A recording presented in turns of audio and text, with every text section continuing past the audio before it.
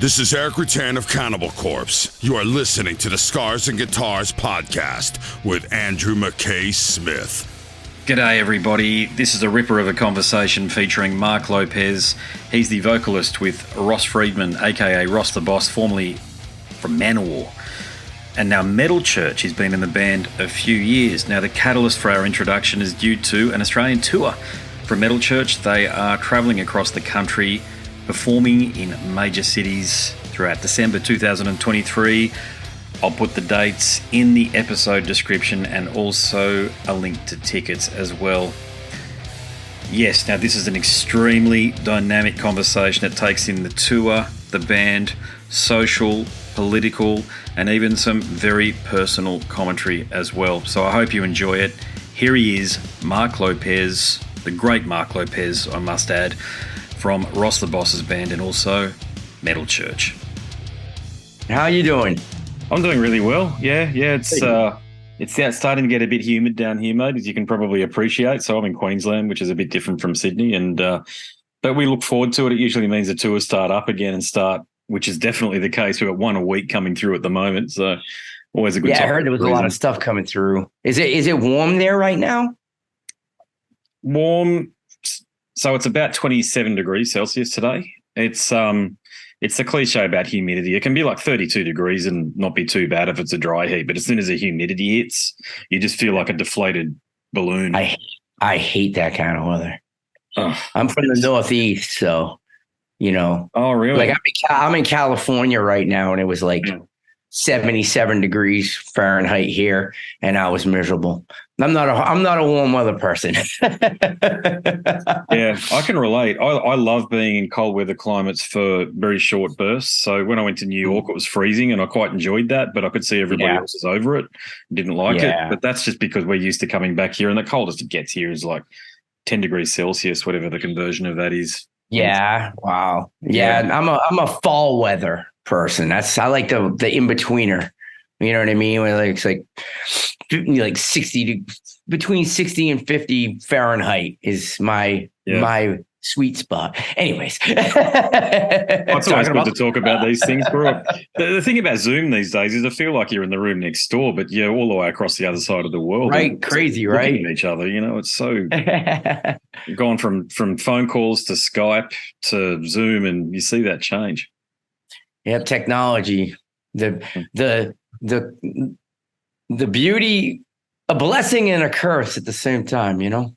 Yeah. It's great. Hey, what I like is that I love Metal Church too, but I love Ross's music as well. Cool. Thank you. I love the fact that you've got the Ross the Boss. You got it in your signature here on Zoom as well. So I might actually lead with a question around that about That's fine. What you guys have been up to. What, the Ross stuff? Yeah. Nothing. Well, it's kind of, I mean, I can get the cat out of bed. We recorded a brand new song, like in September. But it was supposed to get released. It's a lot of mumbo jumbo and ridiculous politics. It'll come out, but it's not going to come out for, you know, I'm thinking we might try to release it before we come down there in March. But I don't know what the logistics on that is right now, but it is definitely done. And it's cool. It's different. It's heavy, melodic. It's definitely more power metal than the last record. But again, one thing about that is I try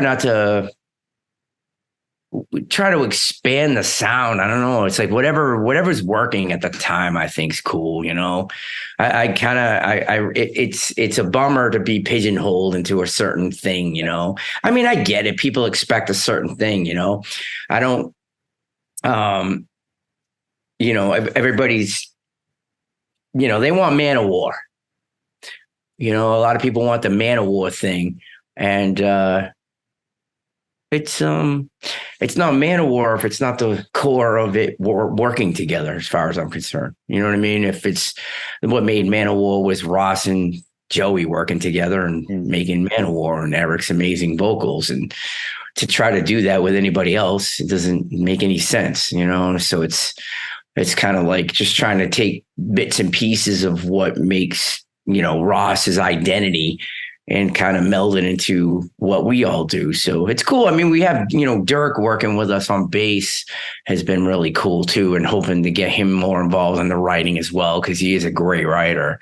You know, he does a lot of work with Gamma Ray. So that definitely has changed it. You know, he definitely put a different spin on things as opposed to Mike, who is amazing in himself. You know, it's just a different style. So we'll see what happens. I mean, we're coming down and doing this stuff in May.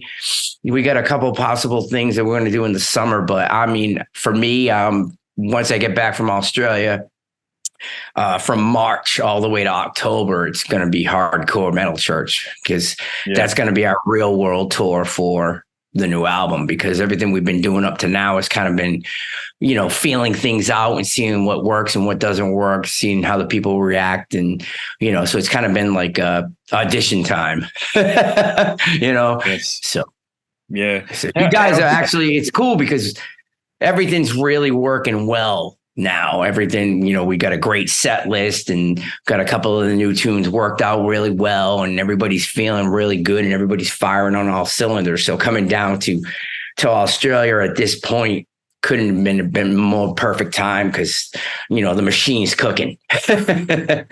So it's going to be good.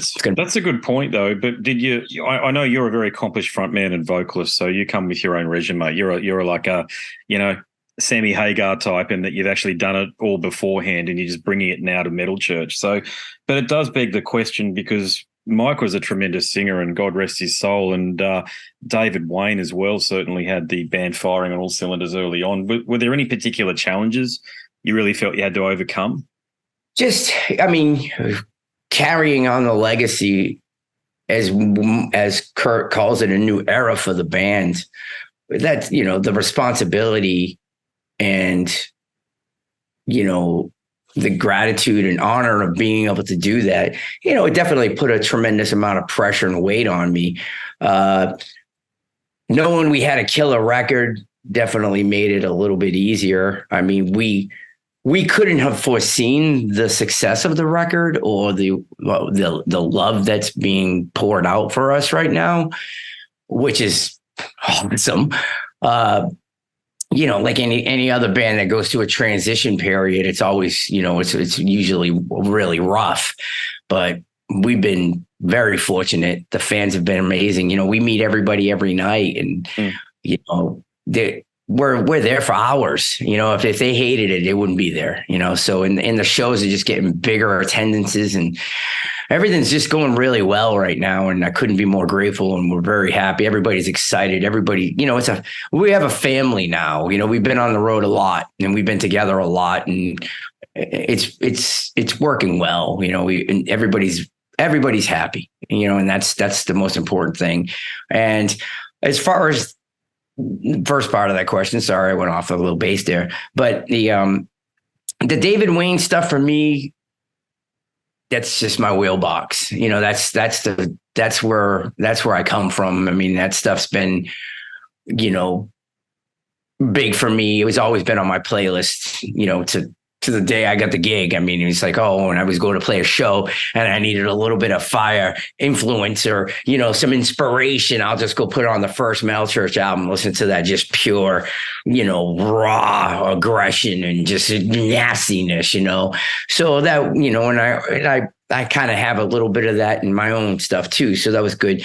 The Mike House stuff was never really ever, you know, in my wheelbox as much as I liked it. So that definitely was more of a challenge for me, because that's definitely different for me. But at first doing it was a little bit more challenging, but now I've kind of been able to put my own little spin to it, you know, and I had to, because I had to do my version of it. You know what I mean? But still keep the essence of the song there. So definitely. Yeah. Does the Ronnie, actually I should ask, do fans ask for the Ronnie Munro material? No, I'm not really. Not that I didn't think know so. of. Yeah, it seems like. I mean, and again, Ronnie's a great singer. Definitely accomplished his own right. It's just that, unfortunately, that era of the band isn't something that's really. I've never been approached about a request for it. I mean, there's a couple of songs on there I would love to do. I like that song "Scream." I thought that song was really cool. I always thought that was cool, but we have so much stuff on our plate that we still haven't even covered off everything that we want to do, because there's a lot of this. There's definitely some more Mike era stuff that we want to do. We just haven't got to it yet because the Wayne era stuff is just so much more easily influent for us to go about. Plus, we have our own record that all of a sudden everybody wants to hear. So we're relearning how to play those. Yeah. Yeah. Yeah, you're right. Congregation of Annihilation, though, it's a great album, and I love just to support a point you've already made, I love that you haven't tried to be anybody else. It's just you. And because you do hear some vocalists, and bands do pick vocalists on purpose to replace somebody because they're looking for a sound. And we've seen the opposite, like with Iron Maiden when they picked Blaze, and it was just a pairing from hell in a very, not in a positive sense at all. It clashed. It didn't work at all. But for you, I feel like as though you've been able to maintain your identity. Now with a band with as big a back catalogue and with as many vocalists and key vocals, I should say, that's a pretty bloody hard thing to do. So I just thought I'd give you that feedback, man, as a fan. I mean, honestly, I can't begin to thank you, the appreciation for that. And luckily the feedback has been, that's a common thing we've been hearing after the shows, which for me is, you can imagine, for me, it's a relief. You know what I mean? But it's great, and that was one of the things that Kurt and the other guys were always just like, be yourself. Like that was a big thing that Kurt wanted. And I give him massive cred for that he's like, look, man, this is a new era of the band. We're not looking for clones of anything that we've done before. And we just want to move forward and just do what you do. And I mean, at first, I kind of definitely was, when recording or when you're doing the audition, it's like you kind of tiptoeing through things. Oh, they probably want to hear this, or they probably want to hear that. And, after a little bit of time, it was pretty much like, go for it. And he was like, yeah, that's great. Well, so let's move on. Okay.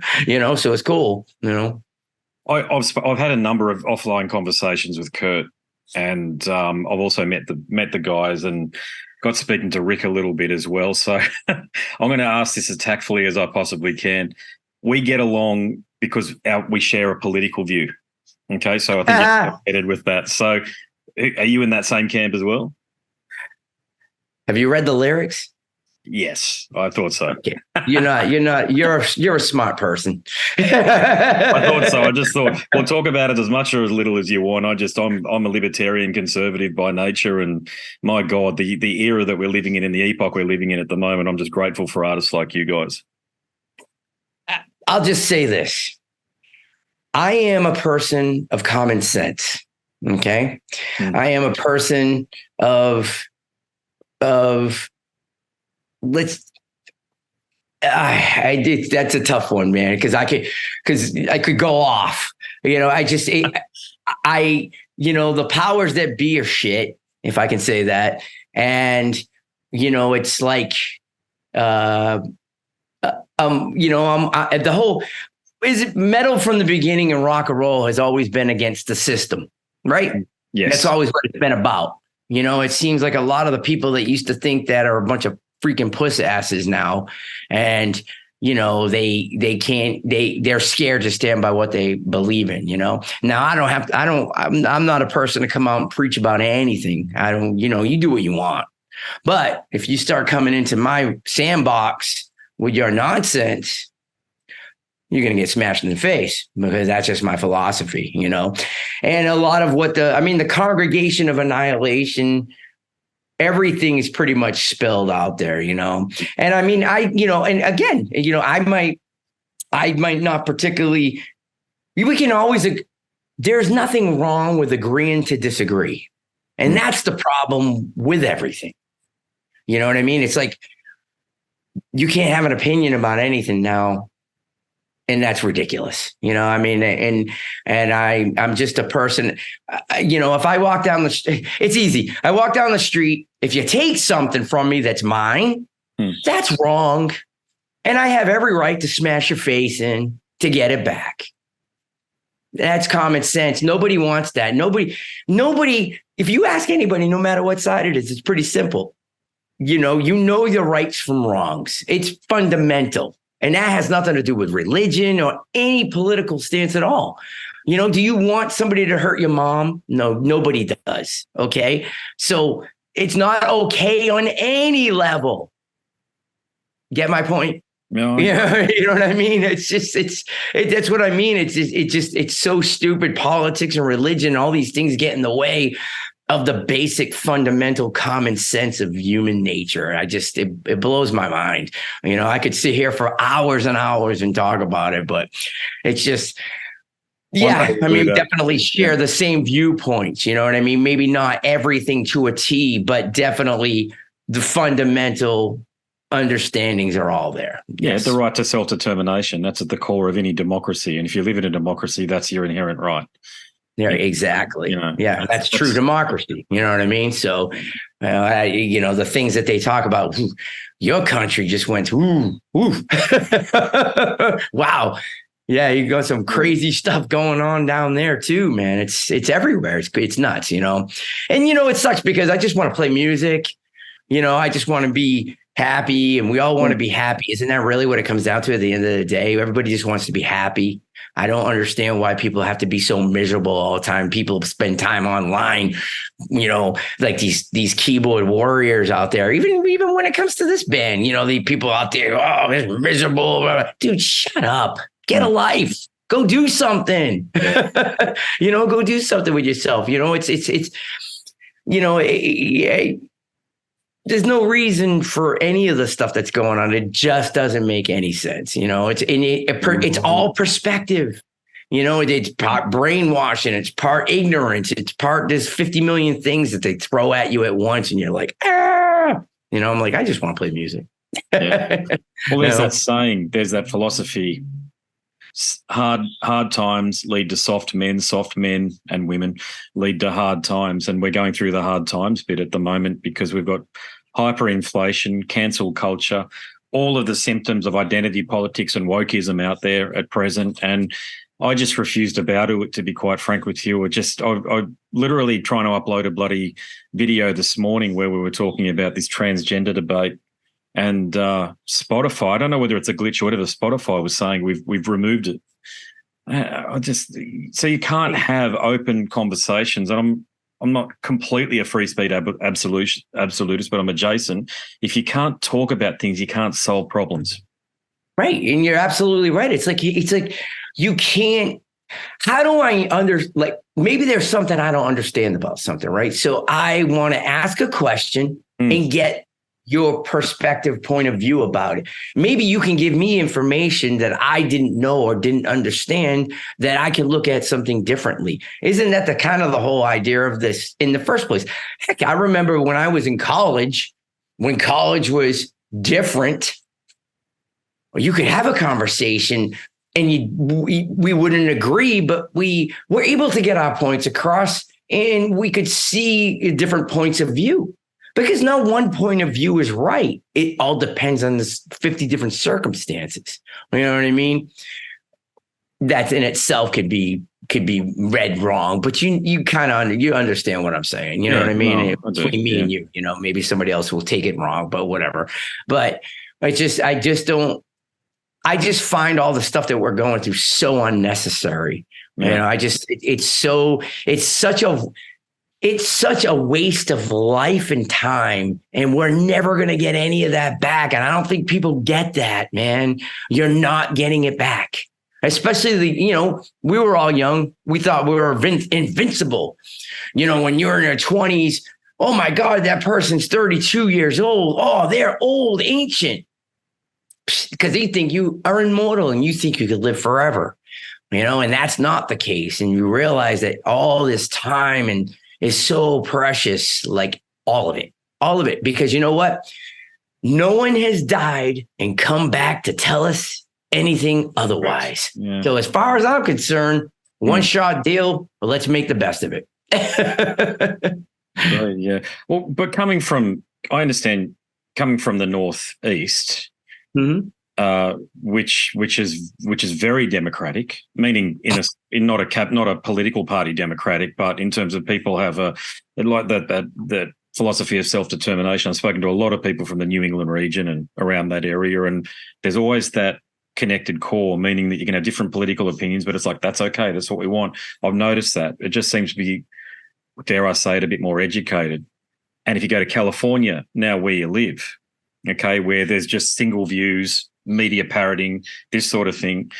Are you living in Los Angeles, and how do you cope? I live here part-time, and the true fact is this: there's a lot of people here that don't follow or believe any of the nonsense going on. Yeah. And there's a lot of areas that are totally opposite of what everybody thinks it is, and that's the media, that's the misleading information. I mean, because I'm in, I meet a lot of people, I meet a lot of people, and you can tell, you can go into a conversation or a subject matter that might kind of be able to determine a different point of view without getting into the nitty gritty. I don't think anybody, want to get into a waste of time, nitty gritty stuff, And in the Northeast, the funny part is that in the Northeast, especially Massachusetts, where I live, mega Democrats, some Kennedy era of things, and what you'll hear over there is that it's not the Democrat that I grew up with. Yeah. And they're 100% right. Because those views that were the fundamental of that certain party, so to say, probably more aligned with a lot of people that they might call the right or conservative or whatever they want to call it. The Republicans are on this side. They're probably more aligned with that now than they ever could have imagined, because that party's gone so far to the other direction. It's crazy, And I just think it's sad because both parties suck ass, and there's so much garbage on both sides. No one is better than the other as far as like you want to throw daggers at each other, But my firm belief is this: I would rather have the less of two evils. And because at least if you have the less of two evils, you have something to at least work with. We're entering dictatorship and true fascism and socialism territories, and some of the stuff that's getting thrown around here. And it's like, dude, you're an idiot if you don't see that, because it's there. It's right there in front of you. And if you give that up, it's over. Because if you give it up, the only other way back is you're going to have to grab your guns, grab your knives, grab your fist, because that's the only way you're ever going to get out of that stuff. But, unfortunately, people are blind and everybody's comfortable, and they don't want to face it because it's work, or we're too busy doing work, so. I mean, again, that's just my perception of what I see. And I travel around the world. I've been to 47 countries. I've seen it all. And, and the common thing is everybody just wants to live and be happy. That's the common denominator, no matter whether I was in Turkey or Austria or New Zealand or whatever. It's everybody wants the same thing. Exactly. You know what I mean? I don't know what's so hard about that. It's a principal crazy. Sponsor of mainstream left-wing parties these days, Labor Party here in Australia and the UK, and the Democratic Party in the United States, is socialism. It switched sometime in the early 2000s or whenever the long march through the institutions finally manifested in leadership positions. But just this socialist core that so many of them espouse as being the moral, or the magnetic north and the moral compass. Right. How the hell did we get to there, given we went through the terrible 20th century and the hundreds of millions that died under the oppression of socialism and communism? It's just crazy. Well, That's the funny thing about it. It's like no socialist or communist society has ever thrived. None. Never happens. It doesn't work. I mean, how many more times do you make the same mistake? You know what I mean? I don't know. That's why when you get that crazy guy that just won in Argentina, people are like, yeah, that guy's out of his mind. I'm like, but maybe that's the kind of thing you need in this out of crazy world, is somebody that's just out of his mind. Good policy, but part performance art as well. It's like watching someone perform with him, but that's what's needed to cut through and to get people's attention. Exactly. Crazy media environment these days. Right, exactly. I mean, like what we deal with here, everybody thinks the T-Man is a freaking fascist Nazi or whatever. Yeah. He has to be ridiculous because of the ridiculousness stuff that that we're dealing with. You know what I mean? And, whether you see its point of view or not, it's definitely an interesting spin. And, what do they say? In order to beat a monster, you have to be a monster yourself. Yeah. You know what I mean? There's no other way around it. I can't remember the quote from Jordan Peterson, but it's along those lines. And you've got to be a monster in order to contain a monster. And I know exactly philosophically what he's talking about there. Yeah, you got to be, the people. I'll take it from, like some of my training from fighting. Some of my fighting training has always been, in order not to have a confrontation, you kind of train not to have a confrontation. Yeah. You know what I mean? But it's also the other side of it is that if you have an enemy that has no fear, and if you have an enemy that has no moral compass, no empathy, the only way you're ever going to beat that enemy is to be that, if not worse, the moment. And that is the truth, because that's the only way to beat that kind of enemy.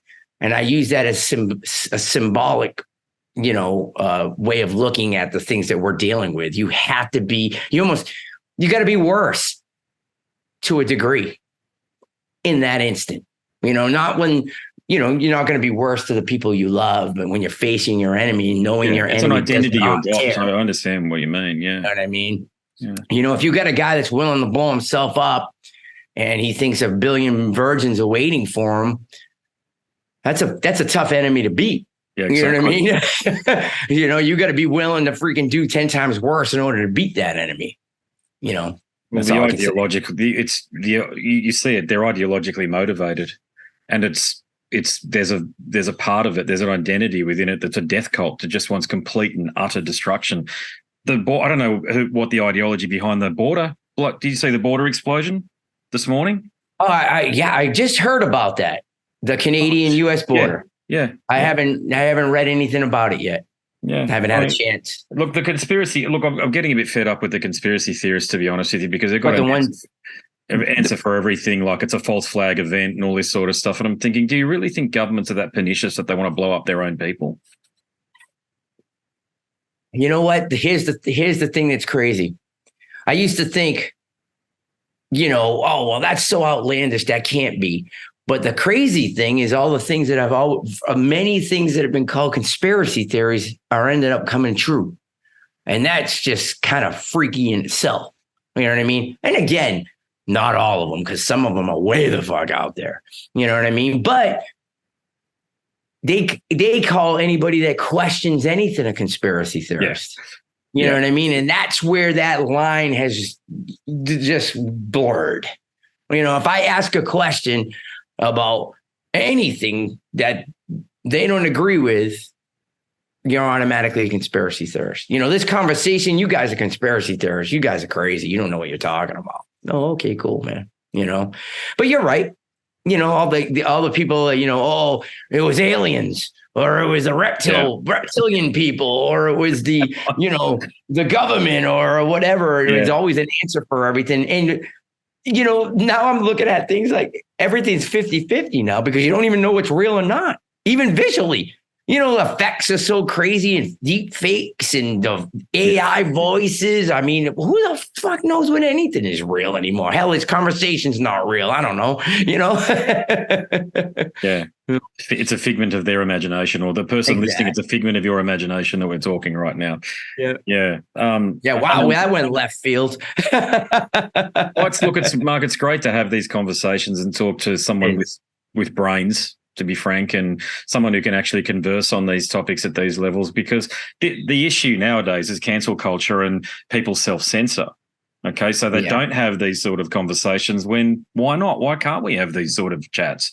Yeah. And we all grew up in a different era where, sure, I had some barneys with people I was in bands with who were mostly left-wing, but we still played in bands together, and they broke up naturally, not because we had different political opinions or what have you, but that's lost at the moment. And I hope in my own small way, by having these chats and just sort of saying to people, hey, feel comfortable having these chats here, because nobody's saying anything rambunctious or so far out there that we can be accused of being right-wing nut jobs or conspiracy theorists. But I've had Reddit threads created about me. I could care less, to be frank, about this topic. Yeah, but that's because they want to silence you. They want you to cow you into silence because they are cowards, mate. Yeah, it's just, reacting from the internet is the most cowardice thing you possibly could do. Yeah. I remember an instance, this was a long time ago. I'll never forget it. There was somebody, that was just shit talking online. And I remember, it had to do with another thing that I was doing anyways. And I remember they were going at it, and they were being pretty nasty. And then some of my friends jumped in and, again, they thought they would be as smart asses. And I laughed because, I come from a rough neighborhood, and my friends are not pushovers. So that was funny. But this person was in Spain, and I was like, what area of Spain you from? I'm like, oh, we're playing there next week. What? I said, yeah, we're playing there next week. I said, hey, I'll put you on the guest list. Come to the show. You can say everything you want right in front of my face. I said, I'll let you have it. You could say whatever you want. You can say whatever you want. That person never showed. That's the internet in a nutshell. You know what I mean? And believe it or not, after that day, I never dealt with that nonsense again. That was you can't fight the internet. It's pointless. It's pointless. You know what I mean? It's a waste of time. No, it's a lost cause. It's so dumb. It just, I remember the days where you solved your problems in the schoolyard. You know what I mean? Oh, you got a problem? 3:00. Let's go. Yeah. What'd you say about my mother? Whap. What did you just say to my girlfriend? Whap. There was no guns. There was no knives. It wasn't 12-on-1. It was, you went 1-on-1, man to man. Yeah. You know what I mean? And I know, you don't see anonymous profiles. You don't see that. Yeah. That's gone now. Pseudonyms, anonymous. Yeah. It's sad. It's cowardice. Why women are always complaining we can't find partners. Well, because there's hardly any men left in the world. You know what I mean? And sorry to say, it's true. And that's a big problem. You know what I mean? What are you going to do when the rest of us go away? It's a huge issue, mate. It's a huge issue for women. Forget it. I mean, to all of the blokes listening, smarten your act up. There are beautiful women waiting out there for you, mate, but they want a man. They don't want some pansy. They don't want a bloke who can't stand up for himself either intellectually or physically. I mean, if you need to be educated, get educated. If you need to go to the gym, get going.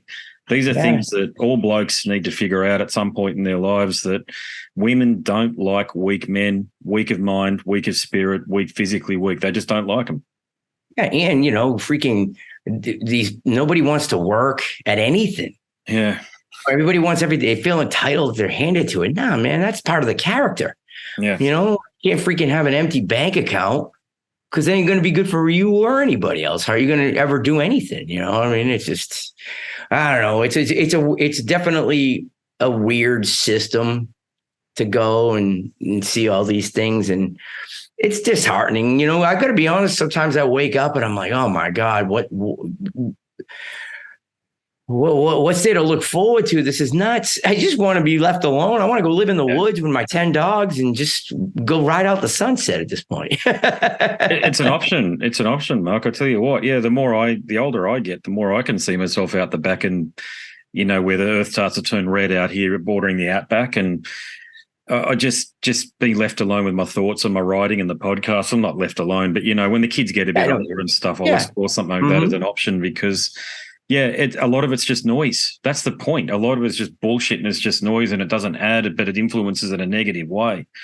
And when you start meditating and especially when I'm swimming and your mind just gets focused on the job, these are where your thoughts go to how can I get to a point where there's a bit more equilibrium, where we're not just dealing with so much of the noise and we can actually focus on things that we deem important and be influenced by things that are for the greater good. And you've almost got to get away from the general population in order for that to happen. Yeah, I've been studying a lot of philosophy over the last 3 months. Something kind of happened upon and just clicked, and I related to it all too well.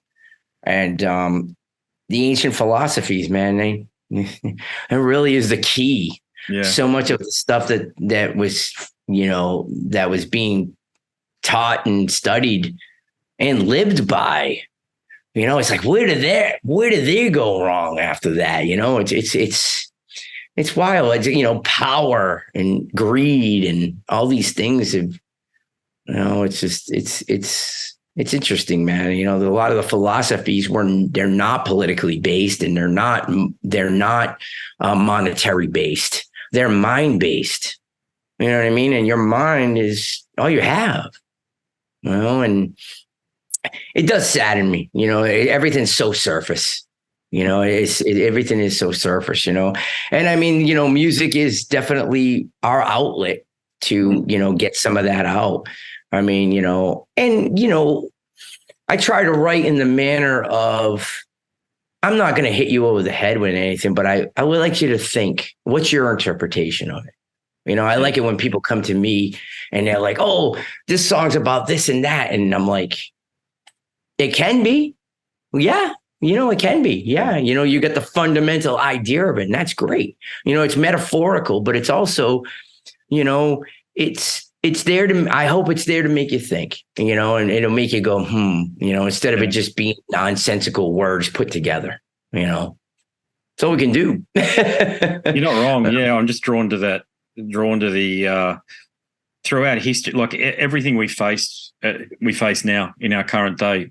Past civilizations have faced the same thing, minus the technology. The technology is the key differentiator. But in terms of the reason for the outcomes and the reason why people go to war and have difficulties and struggles, okay? And there are whether you read the Bible, the Bhagavad Gita, ancient Greek texts or what have you, and you look at these wonderful ancient societies and what they were able to accomplish and what the historians wrote about the political thinking. And one of the key things that one of the main stories I'm drawn back to is from the Bible with the Israelites hating the Canaanites so much because the Canaanites were godless. Okay, they were worshipped Baal and these idols, and they turned away from God. And I look at a lot of what happens in society these days. Now, I'm far from a Bible basher, but I definitely believe in God and a sentient force. Okay, you see the replacement of God and the sentient force with these idols, through intersectional politics, wokeism. This is how it's manifesting because these people do not talk about God. They talk about political ideology, and that's where they frame everything. So, again, the absence of God is almost hell. And that's where I see a lot of these people living. They're living through their own personal hell and they're trying to visit that on everybody else. That's definitely an interesting, definitely an interesting point of view for sure. I think my viewpoint might be a little bit different, but on the same, I believe what you're saying does, would definitely make a lot of sense. I just think that, the downfall of mankind has always been religion and politics, and it's always, no matter how you look at it, it's always been where the division happens, and money, greed, power. It always made me, it's always I think I go to bed and I'm like, why? I'm like, what are we even here for? Yeah. What are we here for? I'm like, I really want to know. I really hope to get that answer one day. It's like, what am I here for? I'm like, man, thank God I have the music and I'm able to play and do what I do, because I sometimes think I'm like, go to work every day for what? Yeah. What's the point? Oh, To no. make somebody else money and for me to pay out and get this. I'm like, yeah, I mean, that's just that's where society has put us. So we have to survive. But I mean, is that really your purpose? I mean, God, it sounds like slaves to me. You know what I mean? It's like slaves to the system. Let me make that point right there. What I'm saying is slaves to the systems, and I'm like, boy, that's just a terrible way to think about it. But when you break it down, it's kind of what it is, and I'm like, boy, I hope there's more than this. And, art is definitely one of the things that I feel that goes beyond that, and I think that's why they go after the arts so much, because they know that it's an outlet. What's one of the first thing they do when they're in school is take out the arts. We have to go with diversity and all this other nonsense, but take out arts. Yeah. It's like, yeah, well, arts is probably one of the most beautiful things that brings people together, and they don't want that. You can't do that. Yeah. It just sucks, man. I mean, I come from where I'm from. I know all kinds of people, you know what I mean? Of every race, culture, you name it. I love them all. We get along great, and that's why for me, and when I see all this, I'm like, why? It's weird. I don't get it. You know what I mean? I mean, I don't get it. What's the problem here? And then when you hear some of the stuff, you're like, what the fuck? I mean, hey, look, every civilization has oppressed people, all of them throughout time. Nobody is guiltless. And I think people forget that. There's no one's not better than the other. And they've all had their faults, So what should you do? Do we sit here and bitch about something that happened 500 years ago? Or do we fix it now and not let that get in the way of what we're doing now? What matters is now. The moment is what's important. I don't care about what happened 500 years ago. You know what I mean? What's the point? We're going to bitch about something that happened 500 years ago. Totally irrelevant to now, unless you make it that. Well, they cherry pick facts, mate, and to build a narrative, and then the facts are often out of order, and they're not standalone. They've got to be done in context of a broader sense of history. But people do that. And I think it's very, very deliberate when we. Some people forget, sure, like the average rank and file do, but the people that in media, big tech, these large corporations, these NGOs and stuff, it's all very much, I'm not suggesting for a moment it's a cabal like a lot of people do. I don't think we're sophisticated enough to keep a cabal together, to be honest with you. So that's why I say that. But you just see that there is a narrative. Again, it's where the Democratic Party in the States and mainstream left-wing parties have been sponsored by socialism. Somehow we've gotten to this point, and you see that seep into conversations and in policy, public policy, supported by cherry-picked facts that don't stack up independently. But, of course, if you disagree with them, you're a bigot, you've got bias, you're a racist, you're an Islamophobe, you're all of these things that you're a homophobe, or all of these things, these coward words that are used to knock people down, to shut up, we've got this, you go over there or die. Right. Seems to be the narrative that they're peddling. And I'll just say, I've said it a few times, I just refuse to be part of it and be cowed by it. We've got to stand up, Mark. People have to stand up in the day-to-day, and whether it be musicians or bankers or teachers or lawyers or gardeners or the musicians or the wizards out there, I'm just anybody and everybody, because humanity needs people to stand up right now for these things. So this stuff, you can feel a tide turning a little bit with people like Javier in Argentina being elected, and Meloni in Italy is there, but conservative governments have lost their way as well. So that's why they got voted out here in Australia, and why Rishi Sunak in the UK is going to be voted out, no doubt, in the next general elections that Britain has as well. So we've just got to find our moral compass again and get with that true north, which comes back down to self-determination, the freedom to make decisions, and the right of possession and property, whether it be your body or your house. seeing all sorts and I love it. I think my favorite one is, everybody anti-capitalism. I'm like, dude, I go, first of all, do you know what capitalism is? I said that, first of all, that's where you're already faulted because you don't know what capitalism is. And I said, capitalism is the reason that you can go from being a nobody in the freaking back alley to becoming a quadruple millionaire. I said, that's what capitalism does. It gives you a goddamn chance. Okay. If you want to work, then you can become something.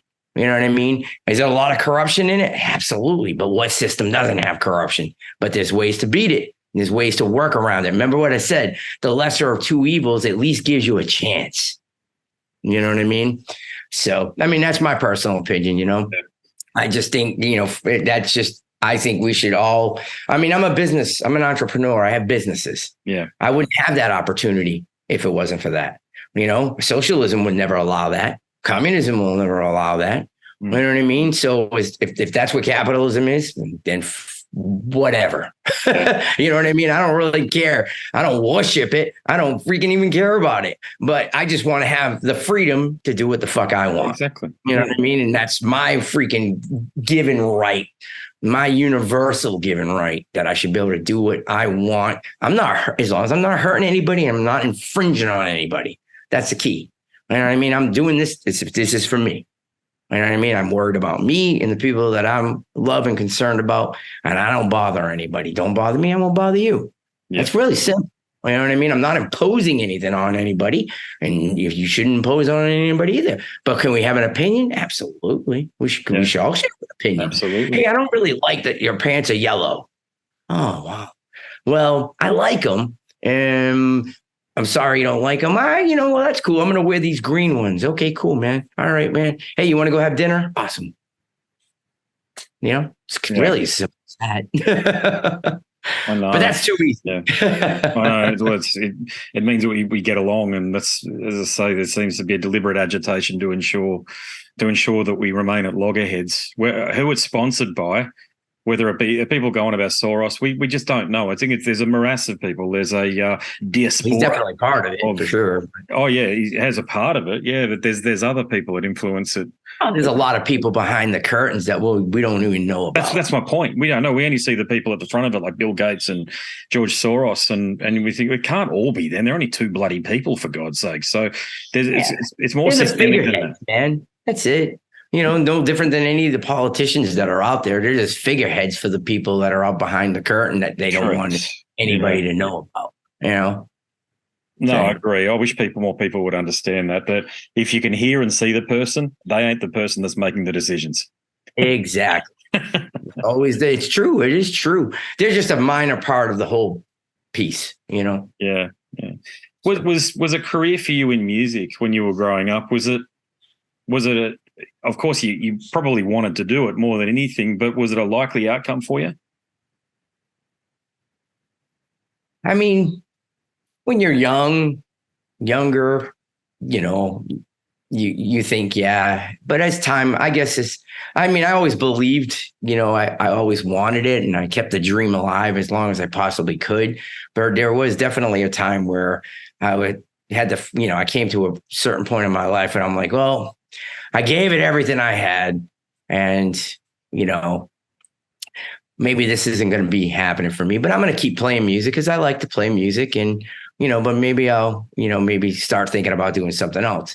And that's about the time I had stopped drinking because I was, I was a madman. And I think I definitely drank my problems away. You know what I mean? And then once I came back to reality, I definitely started to see things a lot different. It's pretty amazing.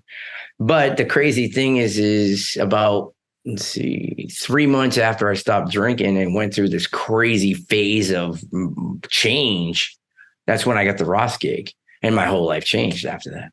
Yeah. So the dream became real. I never gave up on it, but when I was just about ready to accept that, that I lost the war, and I'm like, all right, well, I'm going to go hang out over here and keep just playing some cover bands and be a weekend warrior and a local hero, or so to say, and then everything came to it. Sometimes it's a crazy thing. They say sometimes when you stop caring, that's when something happens. Yeah. Weird, right? I know. It's pretty weird. Did giving up alcohol coincide with the opportunity, or were they separate events? Well, to put it to you this way, had I not quit, I would have never gotten the gig. You know what I mean? I had a pretty crazy reputation. I have tons of musician friends. I had a lot of famous friends. I was the guy I was always the guy hanging out with everybody that was cool and I wasn't cool, so to say, symbolically. And, I was always trying to be the center of the party, just a wild man, So that reputation got around. But luckily, when I was up for the gig at first, the word had gotten around enough that I had straightened my stuff up and I was given a chance and I ran with it. So, it's anything's possible if you want it bad enough, Yeah, I've recently given up too, actually. And it was at the end of a very long road of drinking fairly regularly. And whether I can blame it on my Irish heritage or whatever it might be, I could drink a bloody lot, like a bottle, and I could wake up the next morning and function. But I went through a very long process of reconciling. Okay, so I'm not a beater upper. I'm not a violent person. I don't yell at my kids. I don't get online and go into diatribes when I'm drinking. None of that stuff happens. That's why I couldn't relate to any of the AA people if I spoke to them, because they had these bloody awful waking up in gutter stories about after abusing their spouse or whatever, and they lost everything. And I'd never, I'm too conscientious to lose myself. Right, me too. Yeah, I didn't go through any of that thing. I just stopped, and that was it. Yeah, same here. That's it. Were you worried when you not worried, but did you feel nervous about stopping, about what you're going to fill your time with afterwards? What I did, I definitely went through some crazy withdrawal period, which was kind of wild. But all I did was I consumed myself with work. Yeah, that was it. I played more, I worked more. I didn't give myself time to think too much on my own, kind of had to get out of my own head for a while and not let the shadows, overcome, put them in their place, Yeah. I wouldn't even say my life has changed because of it, but I know my point in the amongst that I was making was that I could feel that I was taking years, even a decade off my life. I could feel that. So it was a bit like one of those computer games where you see the life go down. I was having like nightmares, dreams, and it was like I was being told spiritually, like, you've got to stop doing this. This is something that you're gonna like once you lose your health. To speak to anybody who's lost their health, the only thing they would say is, a lot of people, certainly that I've spoken to, I wish I could go back and not do this or that or be mindful of this and not end up at this point. Because as soon as you lose your health, your mental well-being spirals. Yeah, exactly. I mean, that's why everyone's like, dude, you work out all the time. I'm like, dude, I want to stay. I'm into it. I love my time. I'm making up for a lot of lost time, so I want to keep myself as healthy as possible and enjoy my time. And all these great things that I get to do. I mean, I'm doing things beyond my wildest dreams, man. My teenage self never would have seen me like, wow, you're playing with Metal Church, dude. Yeah, I would have been like, yeah, whatever. Oh, you're going to go on stage with Ross the Boss and KK Downing. Yeah, whatever. Yeah. That's never happened. Yeah. Hey, KK is like going to be like a friend of yours. You guys are like, talk and hang out and stuff. Yeah, whatever. Just some of the stuff is like, I laugh, hey, you're hanging out with King Diamond, talking about in-ear monitors and stuff, just hanging. Yeah. Okay. Sure. You're going to do that. But I did, what I mean? It's like, whoa, so, I mean, why that's the reward I got for all the sacrifices that I put myself through in my whole life, and not drinking, like, kind of symbolically was like the end of that whole era of that person, and I feel great. I feel great. I mean, I still deal with, I have mental health issues that I've had my whole life. But thank the gods that I've been able to, get a really good handle on that stuff. And, I'm very thankful for that too. I've got great friends, a good support system. My family rocks. My girlfriend's awesome. And, that stuff matters. And, it's crazy. A lot of us fight this internal battle. That's why when we see all these things outside in the world, you're like, oh my gosh, it's not hard enough to deal with your own things, that you got to deal with the craziness of the world. And I swear that's what they play upon. They play upon all the things that we're all dealing with in an everyday life just to make it through the day. And more than not, that's what a lot of people deal with. That's why I'm a big advocate for mental health, and it doesn't get talked about enough. Everybody thinks it's a fucking fantasy. It's not a fantasy. It's real, man. You don't live our lives. You're not in my head. You know what I mean? You don't know what it's like to, some of these people don't. I remember, the topic came up because of Mike, and some of the people, they can't comprehend how somebody can do that, because you don't have the issues that people like us deal with that come to that place. I've come close to that place. So I get it. You know what I mean? I understand it, and it's horrible. And, I get phone calls from friends that are dealing with that with other family members. And it's like, they look for advice. And the craziest thing is that there's not really, there is no advice. It's such a complex topic, and everybody deals with it in their own way, But the number one important thing that is common is to support the people, support the people and know that they're worth being here, and that any problem can be worked out.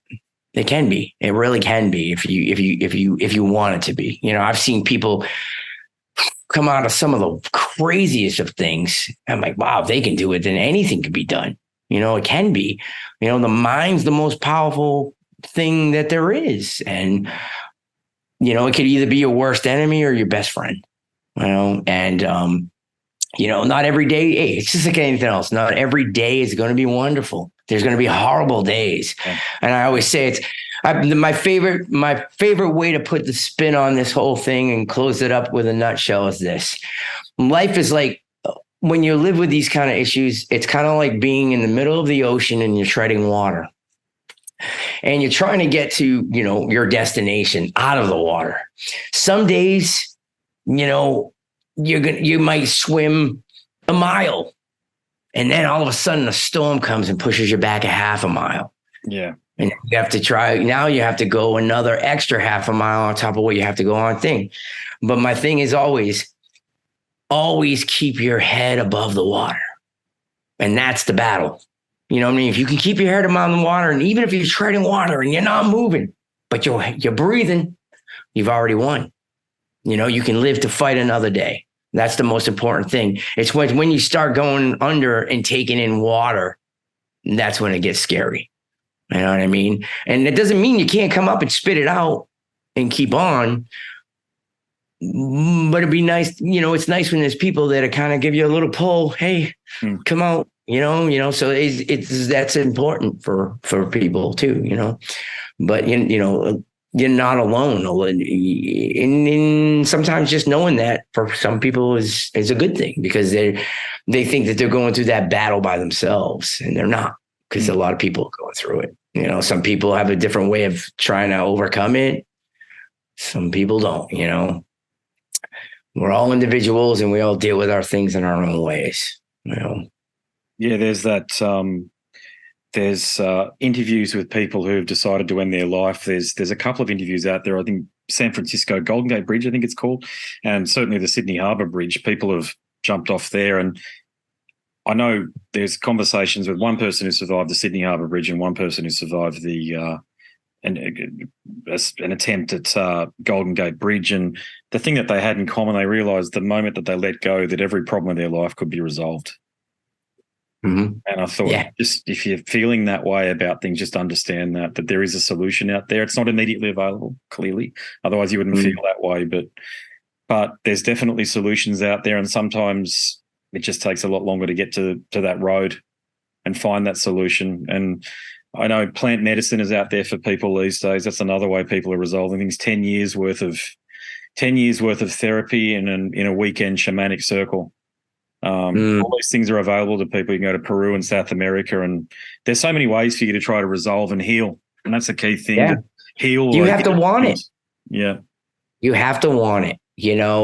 I mean, there's people who say, oh, well, the medications don't work or this don't work. And I'm like, look, you could drink a cup of water and that might be the solution for it. If I take a medication and I'm feeling okay and it works for me, then fantastic. You know what I'm saying? Whatever works. Yeah. You want to go in a shamanic circle, great. You want to go do astral projection, awesome.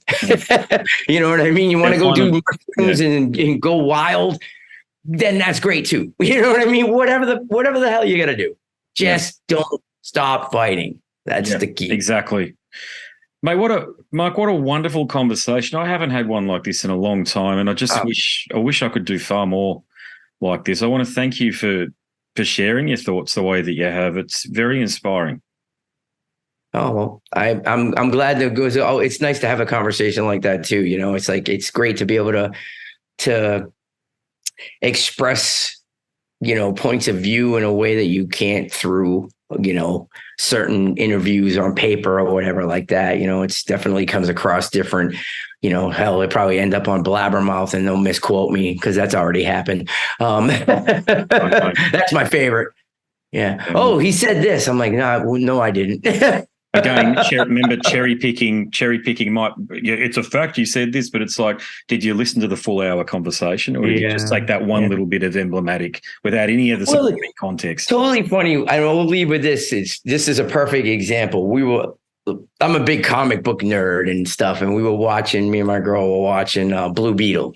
Right now, we had heard, oh my God, Blue Beetle's horrible, and I remember we had saw the trailer, and the line that came out was, Batman's a fascist. And everybody was like, what the fuck is that? Right. And even me, I'm like, what the hell? Why would they put that line in the movie? That's the most ridiculous thing. It's Batman. You know what I mean, dude? In the movie, in the context of the movie, it's a joke. Yep. And it makes sense in the movie. Talk about putting a bad line. We were laughing. We're like, whoever was in charge of marketing for that movie hopefully got fired.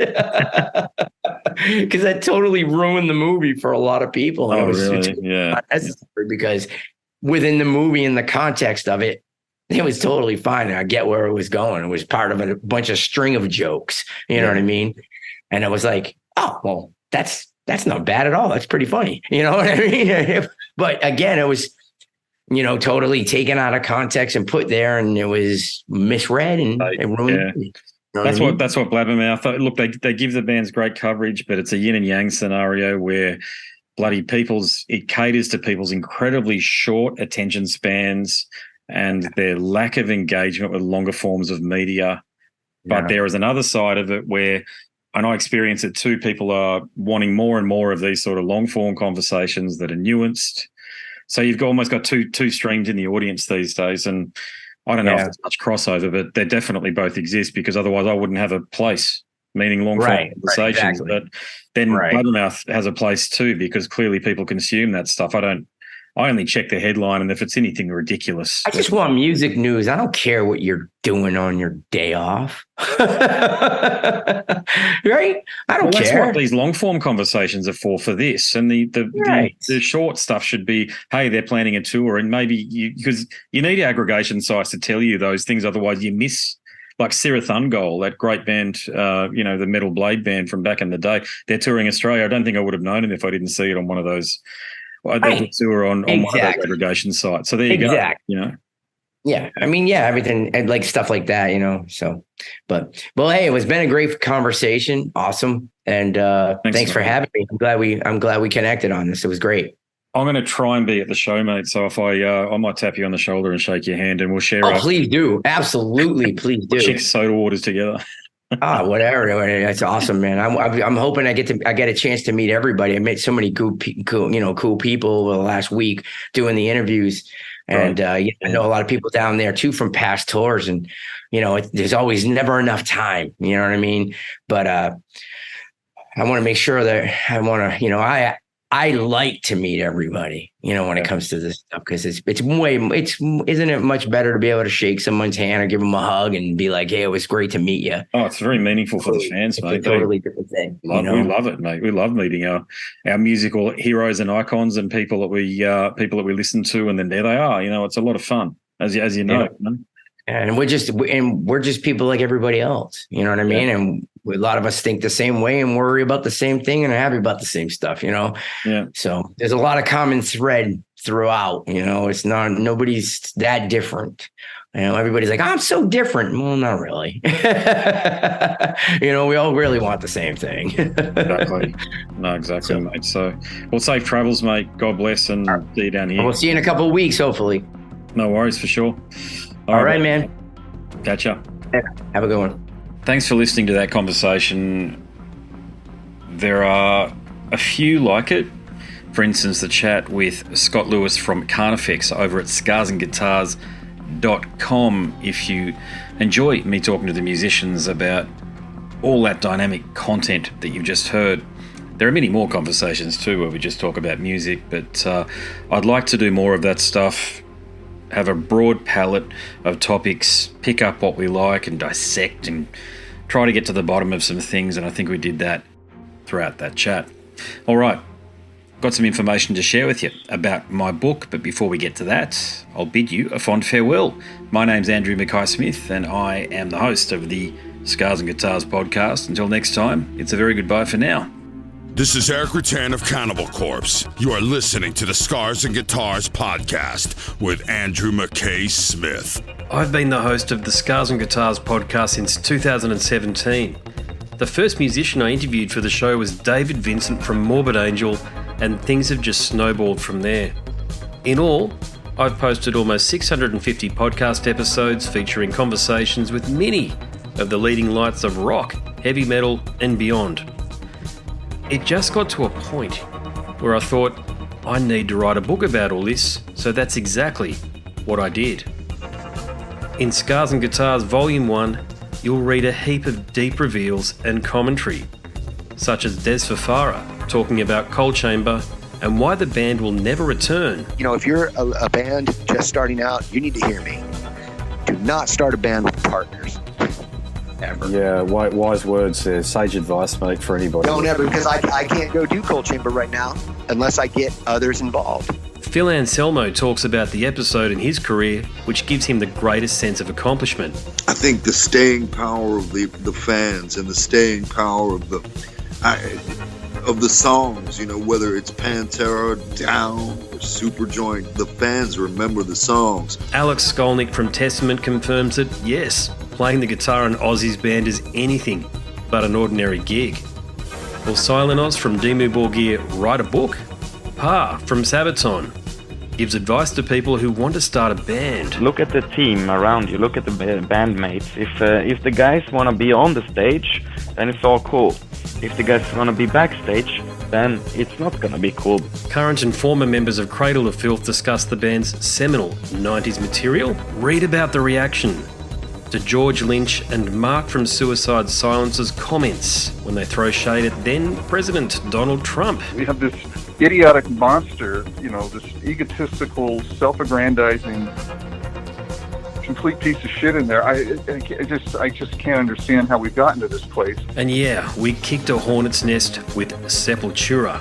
Percussive overlord Gene Hoglan talks about recording with Chuck Schuldiner. Chuck was always, he was very, very open-minded, and he was into having his musicians that were playing with him just reach out for the best stuff that they had. Phil Campbell from Motorhead discusses what it takes to get sober. John Five answers his critics who dismiss his tenure with Marilyn Manson. my name is John Five, and Manson gave me that name, and I had some of the best years of my life in that band and learned a lot. And we get the lowdown on Trey Exagtoth from those who would know, including his mother. All across Scars and Guitars Volume 1, there are moments of tension, relief, tragedy, exhilaration, and throughout it all, you'll obtain insight that I believe no one else has managed to obtain from many of your favourite artists. So treat yourself. Scars and Guitars Volume 1 is currently available as an ebook with a print edition on the horizon. Follow the links attached and download a sample. I'm sure you'll be compelled to read the whole book.